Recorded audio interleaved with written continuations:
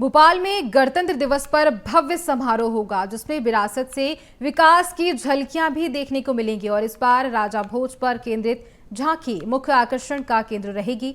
बता दें कि महाराजा विक्रमादित्य शोधपीठ ने राजा भोज की आकर्षक झांकी तैयार की है और इसी कड़ी में बीएसटीवी ने महाराजा विक्रमादित्य शोधपीठ संस्थापक श्री राम तिवारी से खास बातचीत की।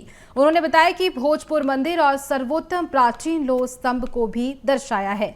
वहीं राजा भोज के स्वर्णिम कालखंड को लघु फिल्म के माध्यम से एलईडी स्क्रीन पर दिखाया जाएगा। इस बार गणतंत्र दिवस के परेड में राजा भोज पर केंद्रित एक झांकी निकाली जाएगी, जो कि महाराज विक्रम आदित्य शोधपीठ के द्वारा तैयार की गई है। हमारे साथ बात करने के लिए श्री राम तिवारी जी है। हम सीधे बात करेंगे। सर, इस बार जो है राजा भोज पर आधारित जो है एक झांकी निकाली जा रही है, जिसमें कि कला और संस्कृति को जो है दर्शाने का प्रयास किया जाएगा। देखिए, इस बार जो झांकी का विषय राज्य सरकार द्वारा तय किया गया है वह है विरासत से विकास। तो मध्य प्रदेश के पास अत्यंत मूल्यवान और यादगार धरोहर हैं, विरासत हैं। विक्रमादित्य भी हैं, राजा भोज भी हैं, बहुत सारे लोग हैं, कल्चुरी परंपरा भी है। तो जो हमको विरासत में मिला है, हम उसके किस तरह से विकास में हम देखते हैं या उनसे विकास की प्रेरणा ले सकते हैं। महाराजा विक्रमादित्य शोधपीठ में ही राजा भोज प्रकोष्ठ अभी हाल ही में शुरू हुआ है और राजा भोजदेव जो हैं वो मध्य प्रदेश के और देश के और दुनिया के ऐसे राजपुरुष हैं जो सबसे ज़्यादा पढ़े लिखे हैं। लगभग 84 विषयों पर उनकी 100 से ज़्यादा किताबें मिलती हैं। तो मुझे तो ध्यान नहीं कि ऐसा कौन लेखक है और ख़ास करके ऐसा कौन राजपुरुष है जिसकी इतनी सारी किताबें हैं और बहुत ही वैरायटी के साथ। आयुर्वेद पर भी हैं, तो रत्न विज्ञान पर भी हैं, वास्तुशास्त्र पर भी हैं और दूसरे विज्ञान के विषय हैं उन पर हैं, पुरातत्व पर हैं। इसके साथ साथ साहित्य पर भी हैं और वो विकास पुरुष की तरह उस समय वो माने ही जाते थे। हम आज जब पलट के देखते हैं तो आज से 1200 साल पहले, क्योंकि उनका जो पीरियड है वो लगभग 1030-35 के आसपास से चलता है, तो 35-40 साल का उनके शासन का दौर रहा है। ऐसे दौर में उन्होंने बहुत सारे निर्माण के काम किए हैं। जैसे भोपाल की हम याद करें तो एक तो भोपाल की स्थापना का श्रेय उनको दिया जाता है।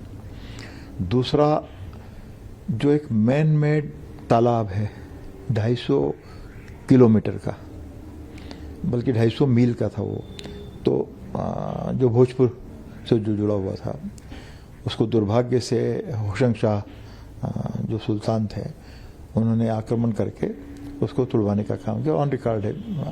इसके अलावा बड़ा तालाब और छोटा तालाब।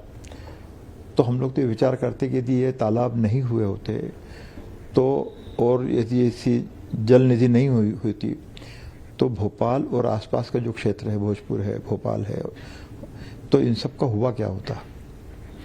तो दूसरी बात कि राजा भोज को जो श्रेय जाता है कि उन्होंने लीलोगिरी उद्यान की स्थापना की थी, धार में भी की, भोपाल में भी की।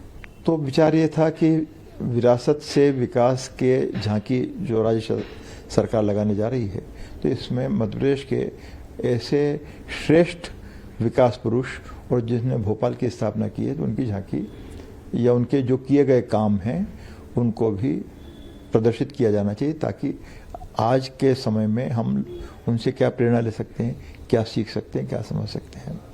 तो अभी तो यही है। सर, बिल्कुल आपने कहा कि विरासत से विकास की और मध्य प्रदेश सरकार लगातार काम कर रही है। हमने देखा भी कई सारे जगहों को जो है मध्य प्रदेश सरकार ने जीर्णोद्धार करने का काम किया है। संस्कृति को बढ़ावा देने के लिए लगातार सरकार काम कर रही है। लेकिन सब इस बार अगर हम बात करें तो इस झांकी में जो एक लघु फिल्म भी जो है आप लोग दिखाने जा रहे हैं, इस लघु फिल्म के माध्यम से क्या दिखाने का प्रयास रहेगा? वो झांकी का हिस्सा रहेगा, क्योंकि अब झांकी तो भाई ज़्यादा से ज़्यादा जब वो परेड में शामिल होती है तो 5-10 मिनट अब विजिबल हो पाएगी। उसके बाद फिर जैसा कि मुख्यमंत्री के निर्देश हैं कि वो भोपाल में किसी प्रमुख स्थान पर भी प्रदर्शित की जाएगी। तो उसके साथ साथ ताकि एक फिल्म के माध्यम से भी राजा भोज का जो योगदान है, जो उनके बहुत सारे आयाम हैं उनके काम के, उनके ज्ञान के, तो उसको भी हम शोकेस करना चाहेंगे। तो उसको फिल्म में हमने समाहित किया है और उसके जरिए भी हम समझेंगे। और इसके साथ साथ हम फोल्डर भी वितरित करने जा रहे हैं, क्योंकि राजा भोज ने जो काम किया उसकी जानकारी जिसको पढ़ के समझना वो पढ़ के समझे, जिसको देख के समझना वो देख के समझे, जिसको सुन के समझना वो सुन के समझे। निश्चित तौर पर इस बार 26 जनवरी का जो कार्यक्रम होना है उसमें जो लाल परेड मैदान में राजा भोज पर आधारित और केंद्रित जो झांकी है वो इस बार निकाली जाएगी, क्योंकि अलग अलग विभागों ने भी जो है तैयारी की है। सरकारी जो योजनाएं चलाई जाती है उस आधार पर भी कई सारी झांकियां जो है वो बनकर के तैयार हो चुकी है। और साथ ही साथ राजा भोज ने जिस तरीके से काम किया है, एक शहर की स्थापना की है, जिस तरीके से मध्य प्रदेश सरकार लगातार विरासत से विकास की ओर बढ़ रही है, तो कह सकते हैं आने वाले समय में मध्य प्रदेश को और भी विकसित प्रदेश किस तरीके से बनाया जा सकता है, इसके लिए लगातार मोहन सरकार काम कर रही है। कैमरा पर्सन शैलेंद्र रावत के साथ रंजन भगत, BSTV भोपाल।